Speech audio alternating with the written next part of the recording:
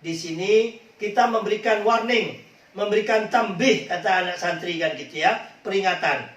Bagaimana sebaiknya pilkada ini kita laksanakan atau tidak? Ya, di tengah pandemi yang terus meningkat. Mari semuanya para peserta webinar kita ikuti, para narasumber kita dan juga para keynote speaker ya. Mudah-mudahan dalam acara forum diskusi relawan Jokowi yang kita laksanakan pada siang menjelang sore ini bisa memberikan kemanfaatan buat bangsa dan negara kita. Kunci utama negara ini didirikan adalah menjaga jiwa, raga, nyawa, dan kesehatan seluruh rakyat Indonesia. Demikian dari kami, salam kompak para relawan Jokowi, salam Indonesia sehat, Indonesia kuat, Indonesia tumbuh, Indonesia bangkit, Indonesia maju. Merdeka! Assalamualaikum warahmatullahi wabarakatuh. Demikian rupa dan mutlak-mutlakan bukan hanya keputusan dari presiden. Ada partai politik di sini. Ada ketua-ketua umum partai yang menghendaki atau tidak untuk tetap ditundanya pilkada. Kami berpandangan, dan saya sudah riset ya tadi malam dengan teman-teman dan para staf ahli di DPD, untuk 270 daerah yang melakukan pilkada itu ada 107 juta rakyat Indonesia yang akan terlibat.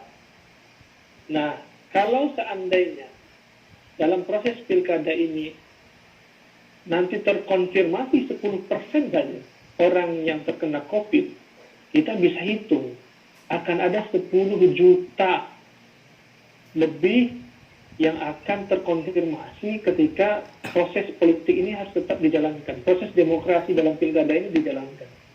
Nah, ini sungguh hal yang menakutkan bagi kita. Ini semua pihak harus paham dan menyadari posisi kalau tetap kita lanjutkan pilkada ini.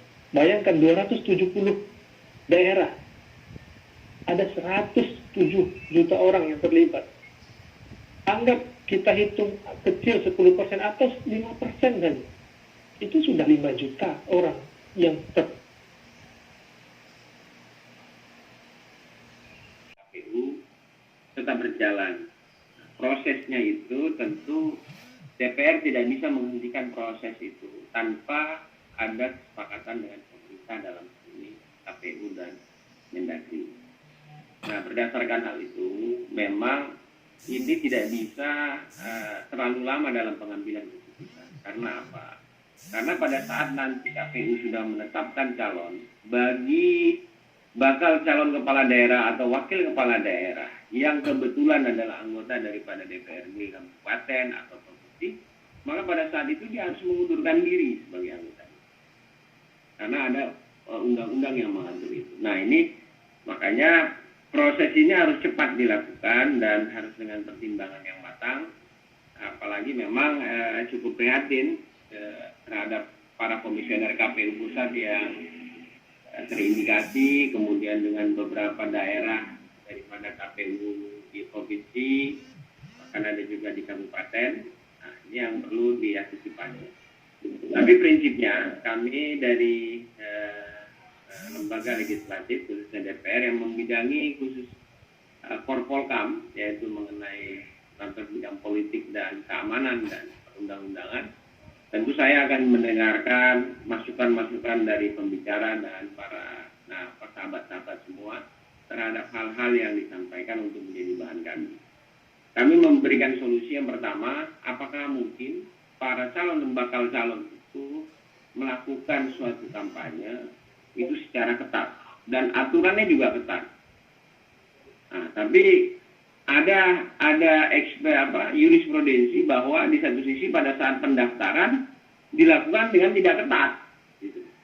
Sehingga membentuk ditakuti akan membentuk kelas. Nah, itu yang kita takutkan. Tapi baiklah, nuansa ini kami akan tampung, tentu akan mengikuti pembahasan yang akhirnya akan menjadi keputusan dari Dewan Perwakilan Rakyat Republik Indonesia untuk memutuskan kira-kira hal mana yang akan menjadi bahan bagi kita semua dan bagi DPR Dan tentunya DPR itu kan karena lembaga, keputusannya itu harus disepakati oleh 9 fraksi, 9 partai. Dan masing-masing partai itu harus mengungkapkan pandangan dan pendapat. Saya sampai hari ini sudah cukup banyak menerima calon bakal kepala daerah yang meminta, ada pro dan kontra, ada yang meminta terus, ada yang meminta evaluasi. Nah, ini yang perlu kita sepakati. Tapi tentu dalam posisi saya sebagai Wakil Ketua DPR akan mendudukkan posisi ini secara porsi yang benar. Bagaimana kebijakan ini pada saat kita diambil A atau B, tentu nanti harus persetujuan pemerintah, tentu juga persetujuan stakeholder dalam hal ini KPU dan Bawaslu, serta Mendagri yang akan berkecimpung. Karena apabila ini tidak dilakukan, maka nanti bagi kepala daerah yang sudah jatuh tempo, tentu harus dibuat pelaksana tugas. Nah, ini yang harus juga diantisipasi, harus diperhitungkan untuk kita semua dan seluruh para sahabat-sahabat peserta webinar dan para pembicara. Saya akan ikuti dan akan tampung untuk menjadi bagian pertimbangan-pertimbangan dalam pengambilan keputusan di Dewan Perwakilan Rakyat Republik. Terima kasih. Billahi taufiq wal hidayah. Assalamualaikum warahmatullahi wabarakatuh. Saat ini rata-rata nasional sekitar 10%. Memang ada penurunan karena bulan Juli kemarin sempat 12%. Gitu. Standar WHO itu di angka 5%. Kita jauh di atas standar WHO. Artinya apa? Positive rate Indonesia dalam kategori yang sangat tinggi. Karena 2 kali lipat dari angka standar WHO yang diizinkan oleh WHO. Nah, dengan pertimbangan-pertimbangan ini, juga saya melihat juga ada beberapa kejadian-kejadian, gitu ya. Saya malah justru melihat kalau pilkada ini dijalankan, dilaksanakan, ini lebih banyak mudaratnya daripada manfaatnya. Kalau menurut saya. Pertimbangan saya begini, angka positif rate 10% itu bisa menjadi acuan bahwa kalau tadi diperkirakan ada 107 juta orang terlibat dalam keriaan pilkada ini, itu kita akan mendapatkan kurang lebih 10 juta paparan positif corona baru di Indonesia. Sekarang kita masih 230 atau 240 ribu. Akan terjadi lonjakan yang luar biasa dan Indonesia pasti akan menjadi juara untuk COVID. Ini yang tidak kita inginkan. Sebetulnya saya tidak setuju juga dengan DPD bahwa ini tergantung presiden. Karena sebetulnya tahapan pemilu itu adalah tanggung jawab dari KPU. Jadi KPU itu di luar pemerintah, jadi tidak bisa dibebankan pada presiden. Sampai detik ini saya tidak melihat skema apa yang akan dilaksanakan oleh KPU sehingga saya bisa tenang bahwa pilkada ini dapat dilaksanakan. Sampai beberapa hari yang lalu KPU masih on off bahwa contohnya konser musik ditiadakan atau tidak. Bapak Ibu sekalian, saya harus memberikan gambaran bahwa para politisi ini sebetulnya kan keriaan ini kan untuk menyalurkan nafsu syahwat kekuasaan para politisi, bukan kita nggak manfaat apa-apa, ya. Kita justru saya melihat rakyat akan menjadi korban besar kalau kita mengikuti skenario yang diterapkan oleh para politisi di partai-partai itu. Saya tidak melihat suara-suara dari partai untuk memberikan solusi kepada pemerintah atau kepada KPU tentang pelaksanaan ini. Mereka tetap jalan seperti biasa. Contoh, dalam tahapan pendaftaran kemarin aja, hampir semua melanggar protokol, termasuk putranya presiden. Ini juga harus saya tahu. Jadi, ini semua melanggar protokol. Sehingga banyak juga akhirnya terjadi paparan-paparan. Nah, ini masih dalam skup yang kecil. Kita bayangkan pada saat masa kampanye nanti itu akan terjadi gelombang kerumunan massa di mana-mana dan polisi juga, saya mohon maaf dengan segala hormat, saya tidak yakin itu bisa mencegah. Sebagai contoh saja, Jakarta aman karena Jakarta tidak ikut pilkada, jadi tidak bisa dijadikan patokan. Yang kedua, ini di daerah-daerah. Sebagai contoh, deklarasi kami di Magelang. Ya.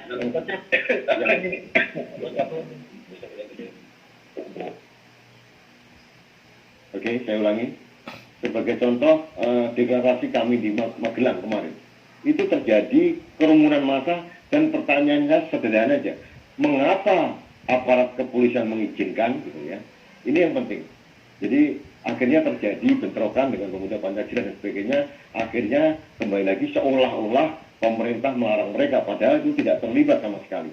Tapi sebetulnya aparat kepolisian bisa memfilter di awal bahwa itu jelas-jelas melanggar protokol.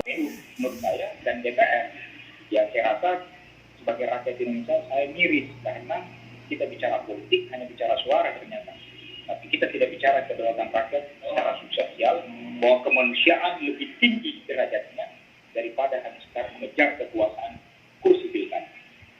Ada yang mengatakan argumentasinya pemerintahan katanya tidak jalan kalau pilkada ditunda. Tidak, tetap jalan pemerintahan. Ada yang mengatakan KPU dan pemerintah eksekutif legislatif kemudian dianggap tidak berhasil. Tidak, kita berhasil. Ini kan sudah dikerjakan. Semua berhasil. Cuma karena risiko daruratnya, berarti kita harus berniat kepada kepentingan rakyat. Bukan kepada sistem politik ini yang harus hanya sekedar dilegalkan. Terima kasih. Untuk sementara, nanti kita diam. Assalamualaikum. Semua ikut di dalam pembangunan kita. Jadi tidak bisa kemudian begitu saja. Karena saya pikir sebetulnya tingkatnya itu kecil. Kalau kita lihat dengan rakyat Indonesia yang sampai di angka 257 juta dan mungkin lebih. Dipanggil samaan juga begitu di sensus penduduk 2019. Nah, ini saya pikir tidak bisa kemudian soalnya ditunda atau tidak ditunda. Jangan masuk pada wilayah itu, gitu. Karena kita kan sebetulnya kita harus punya formulasi Pancasila yang betul, gitu ya. Artinya musyawarah mufakat dikedepankan. Ini kan karena memang amandemen UUD 45 oleh sampai tahun 2002 yang kemudian menggeser kita, kemudian kita masuk dalam demokrasi yang sangat terbuka, demokrasi yang sangat kapitalistik, gitu, dan demokrasi yang begitu liberal. Karena saya pikir semodel Amerika saja punya senator, kita semua dipilih langsung, sementara tingkat pendidikan sangat kurang secara kolektif di Indonesia. Saya pikir ini harus ada sebuah orang-orang yang kemudian atau pihak-pihak yang serius, ya, yang serius, memang dia konsisten dan kemudian punya role model betul dalam pengelolaan tata kelola masyarakat. Artinya tidak cuma soal apakah kemudian KPU-nya siap, rakyatnya siap, itu apakah produktif untuk rakyat, bagaimana jika ada COVID dan seterusnya, bukan. Bagaimana kalau kemudian misalnya kita diterjang, kita sudah mengalami hal-hal yang besar, ya. Contohnya tsunami Aceh, kemudian di Sulawesi, kemudian di NTB misalnya, kita bisa kira-kira begitu. Bagaimana misalnya gunung anak Krakatau pun meletus misalnya, kita bisa atasi. Negara ini banyak sekali orang pintar, gitu. Jadi saya pikir jangan kemudian kita terpaku, dan saya pikir rakyat harus terus diedukasi, gitu ya. Ini penting karena 32 tahun kan rakyat dibodohi oleh pemerintahan Orde Baru, gitu ya. Jadi jangan kemudian masuk pada wilayah itu lagi. Sudahlah, stoplah komunikasi dengan Orde Baru. Kita harus pikir, biarkanlah, kita hormati, kita hargai karena itu bagian daripada sejarah Indonesia. Tapi jangan diteruskan hal-hal yang seperti berpikir seperti itu. Justru sekarang saya pikir aktivis-aktivis ini harus kemudian muncul. Aktivis-aktivis dari saya lihat ada GM ini misalnya yang begitu sangat firm soal idealisme dan Soekarnoisme misalnya. Terus ada aktivis-aktivis Islam, aktivis-aktivis Kristen, Katolik dan seterusnya. Belum lagi ada dari ICMI. Masyarakat yang positif, bahkan ada beberapa kepala daerah.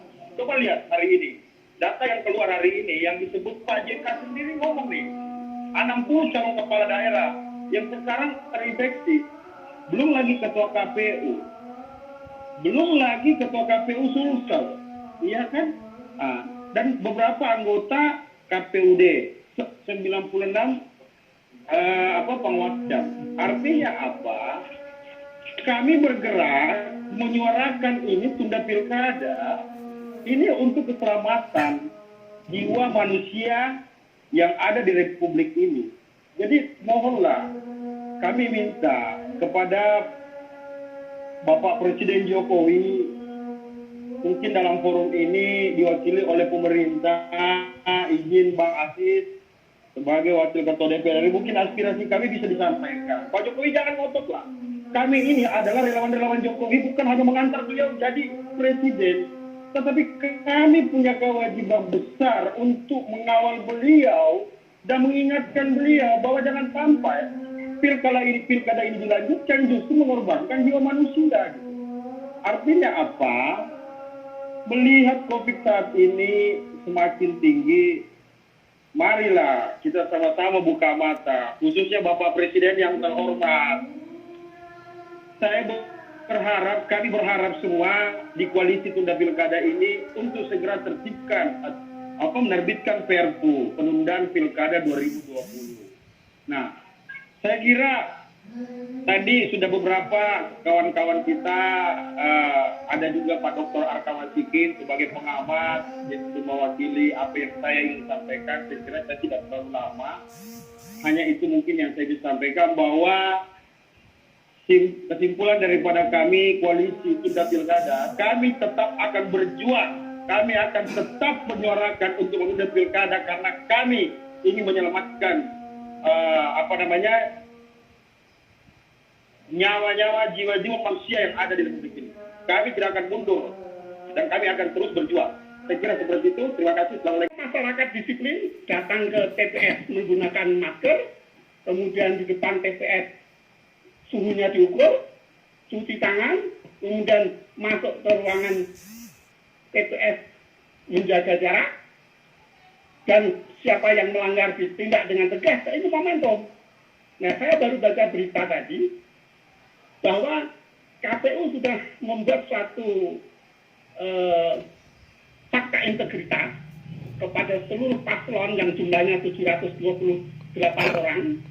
Dia berjanji kalau di dalam masa kampanye nanti pelanggaran, maka akan di-stop, mereka tidak boleh melanjutkan kampanye, dan kalau nanti ada yang memenangkan pemilihan ini tapi dia melanggar protokol kesehatan, maka pelantikannya ditunda 6 bulan.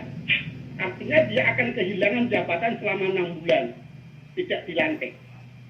Nah, lesson learned yang berikutnya sebenarnya bisa di benchmark ya dengan Korea Selatan. Korea Selatan itu sangat indah. Mereka paling sukses di antara 49 negara yang menyelenggarakan pemilu. Ya, oke. Jadi di sana yang perlu ditiru oleh KPU di sini adalah membagi orang datang ke TPS itu dengan 3 gelombang. Hari pertama, hari kedua, hari ketiga. Kemudian diberi kesempatan juga memilih dengan surat suara, dikirim lewat pos. Nah, kemudian seluruh anggota KPPS menggunakan APD, menggunakan termogan dan hand sanitizer, sehingga di sana aman. Itulah harapan kita, itu yang bisa saya sampaikan. Mudah-mudahan pemerintah tetap melanjutkan, karena jangan sampai dibilang pemerintah panik sehingga tidak mampu menghidupkan kehidupan demokrasi. Wabillahi taufiq wal hidayah. Wassalamualaikum warahmatullahi wabarakatuh. Dengan Amerika, dengan India, yang notabene dia negara besar dan menganut sistem demokrasi. Tentu kita tidak bisa membandingkan Indonesia dengan China, karena China adalah negara komunis yang merupakan satu komando. Jadi apa yang disampaikan oleh Xi Jinping selaku kepala negara itu tidak ada dibantah oleh DPR, tidak dibantah oleh partai-partai lain, karena apa? Hanya ada satu partai di sana.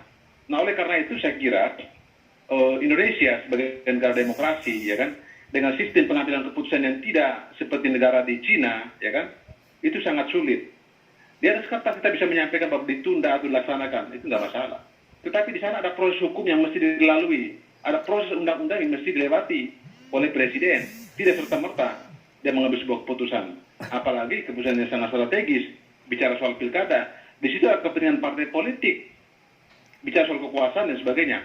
Maka tarik ulur kepentingan antara pemerintah dan partai politik itu pasti akan ada. Nah, kita lihat sekarang, apakah ada partai politik yang menyuarakan dilaksanakan atau ditunda. Saya belum ada satu partai politik yang berani menyampaikan itu. Karena ini soal kepentingan partai politik. Nah, oleh karena itu saya berharap partai politik mulai sekarang, sebelum sampai kepada tanggal 23, itu mesti memikirkan benar apa yang mesti dilakukan oleh partai politik. Apakah dilanjutkan atau ditunda? Ya kan? Kalau ditunda, apa dampaknya kepada pemerintah atau kepada masyarakat? Dan kalau tidak ditunda, apa? Nah, saya mencatat bahwa kalau pilkada ini tetap dilaksanakan, dampak negatifnya tentu ada. Nah, tadi kita misalnya sudah lihat bahwa meningkatnya kasus baru dan bahkan menimpa kepada penyelenggara pemilu mulai dari KPU sampai kepada Bawaslu. Ini sebenarnya warning awal buat pemerintah dan juga buat DPR bahwa dampak-dampak negatif dari pilkada dilaksanakan ke depan itu pasti akan ada, ya kan? Tidak hanya penyelenggara, bahkan kontestan, ya kan? Peserta pemilu. Dalam hal ini calon kepala daerah juga sudah kena. Artinya apa? Hal-hal yang terburuk pasti akan terjadi ke depan, ya kan? Nah, oleh karena itu, saya kira ini mesti dipertimbangkan oleh pemerintah dan DPR. Itu dampak negatif ketika pilkada dilaksanakan. Namun juga di samping dampak negatif, ada juga dampak positifnya. Nah, kita tahu bahwa pada 2021 awal, itu akan terjadi habisnya masa jabatan beberapa kepala daerah. Nah, dengan demikian, kita perlu memikirkan, terutama Mendagri, untuk reposisi daripada posisi yang kosong itu. Karena kita ketahui bahwa jabatan kepala daerah yang diemban oleh penjabat, dia tidak mempunyai kewenangan yang sangat strategis untuk mengatur dan mengelola daerah, kan dibatasi oleh undang-undang. Nah, kalau kita menunda pilkada ini menggeser waktunya lagi, maka ada potensi tersendatnya pelayanan publik. Ya, kenapa? Karena tadi kewenangan yang dimiliki oleh penjabat itu tidak kuat dan dia tidak besar. Dia hanya menjalankan sifatnya administratif, tidak bisa melakukan eksekusi kebijakan yang lebih strategis. Nah, saya kira itu salah satu dampak negatif, ya kan? Kalau seandainya pilkada ini dilaksanakan. So, dampak positifnya, jadi terjadi pergantian kekuasaan yang secara normal. Masyarakat makin hari, makin zaman, makin tangguh menghadapi berbagai macam tantangan zaman yang ada.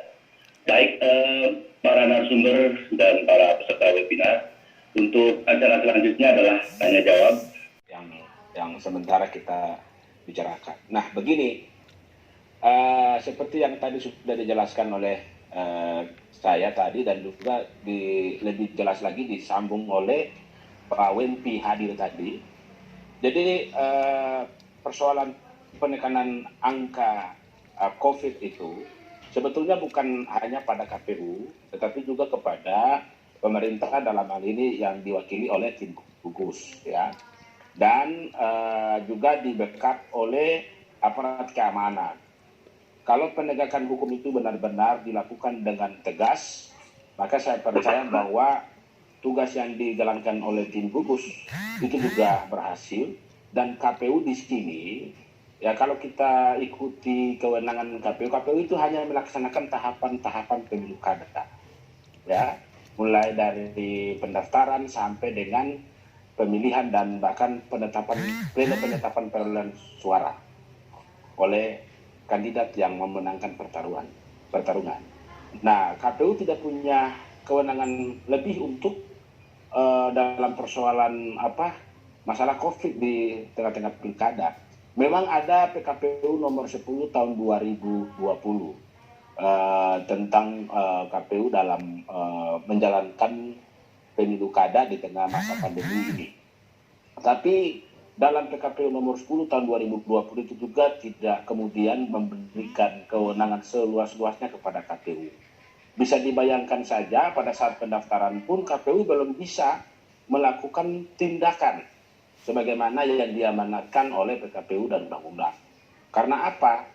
Orang-orang yang datang dengan massa yang begitu banyak untuk mendaftarkan diri, mereka itu belum belum ditetapkan sebagai pasangan calon. Mereka masih bakal, jadi KPU belum punya kewenangan penuh. Sebetulnya itu ada di aparat kepolisian. Jadi solusi, kalaupun misalnya pilkada itu tetap. Terima kasih banyak perhatian buat kita semua. Salam sejahtera, salam untuk kita semua. Berkaitan dengan pilkada hari ini, memang sangat menarik.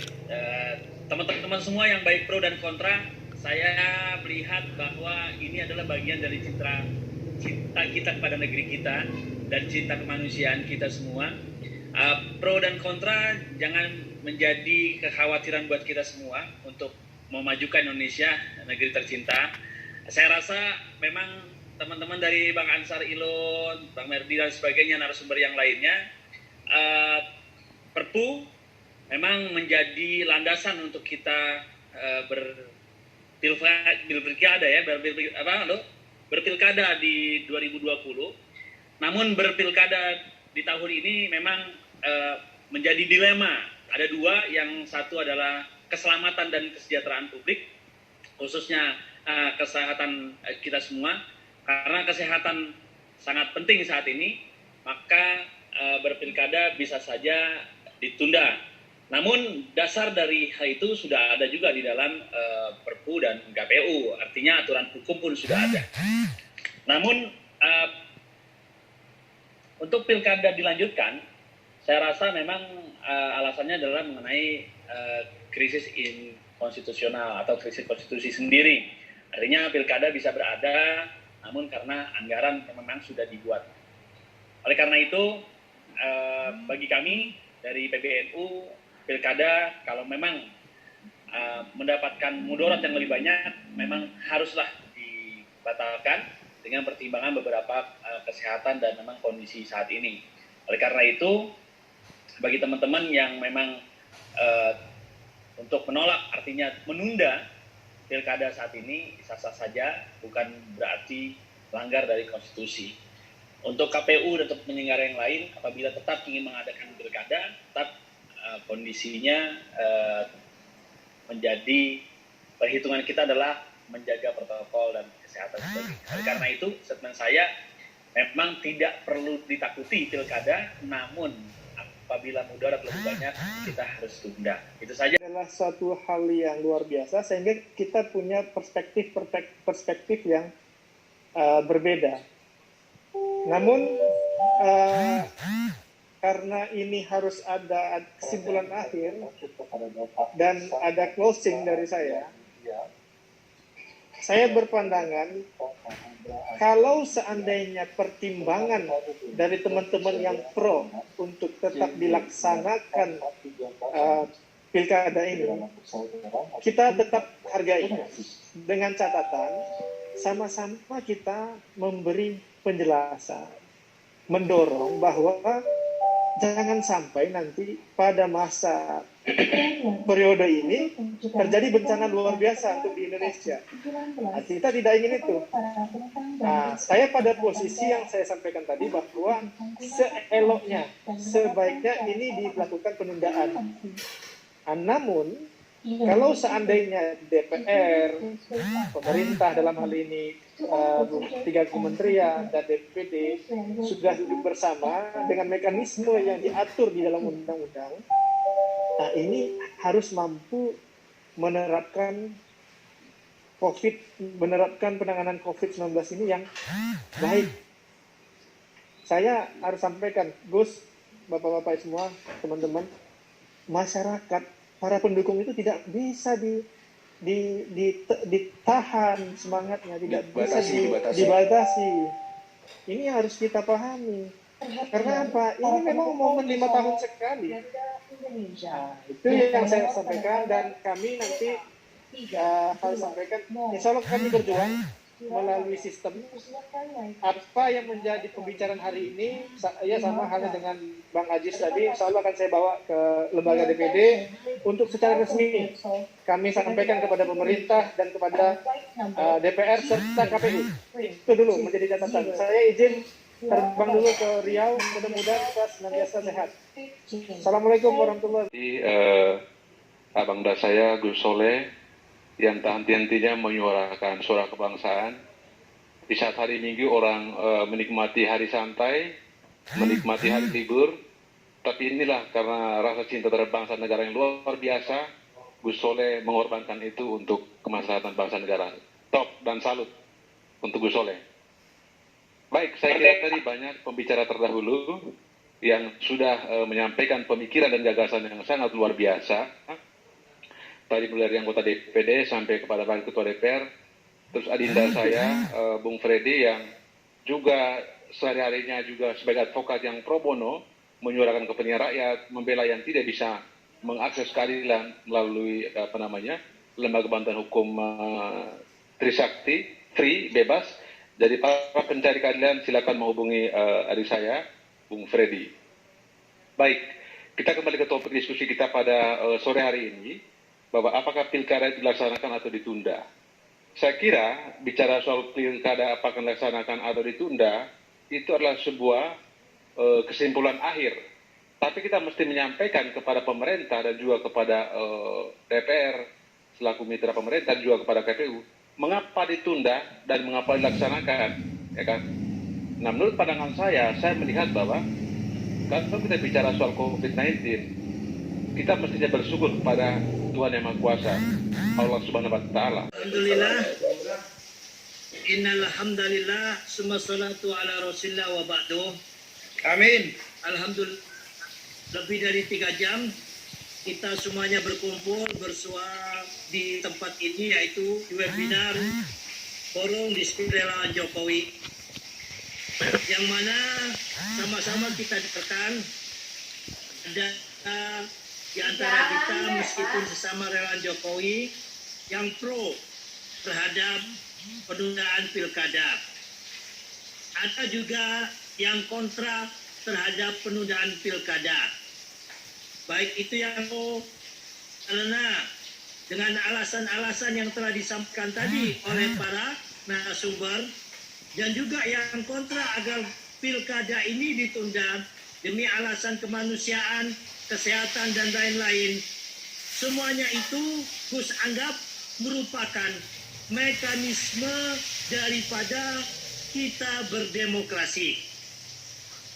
Akan tetapi kita adalah masyarakat Pancasila, yang mana tujuan daripada demokrasi kita yaitu musyawarah untuk mencapai mufakat. Silakan yang menghendaki pilkada ini ditunda, monggo. Silakan yang mau menghendaki pilkada ini untuk dilanjutkan, monggo. Kita relawan, para aktivis kebangsaan dan juga aktivis kemanusiaan, ya, serta aktivis dan juga pengamat baik itu sosial dan politik, tugas kita hanya menyampaikan, ya, karena kita belum berikan jabatan atau amanah oleh Allah sebagai pemangku jabatan. Kita sebagai anak bangsa yang baik, ya, menyampaikan pendapat-pendapat kita, akan tetapi orang yang bijak itu tidak memaksakan kehendak atas pendapat kita. Kita boleh berpendapat, dan orang berpendapat itu, ya, meyakini bahwa apa yang disampaikannya itu adalah baik, ya, adalah betul. Akan tetapi kita tidak boleh menganggap pendapat orang lain itu salah. Yang betul hanya pendapat saya.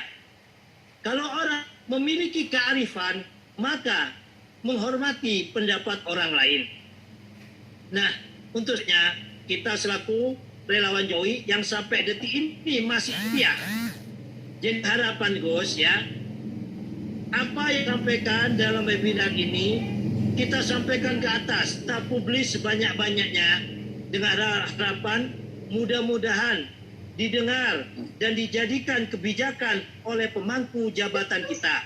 Apalagi tadi hadir, ya, 2 tokoh kita, yaitu Bapak Haji selaku Wakil Ketua DPR RI dan juga dari Senator asal Riau.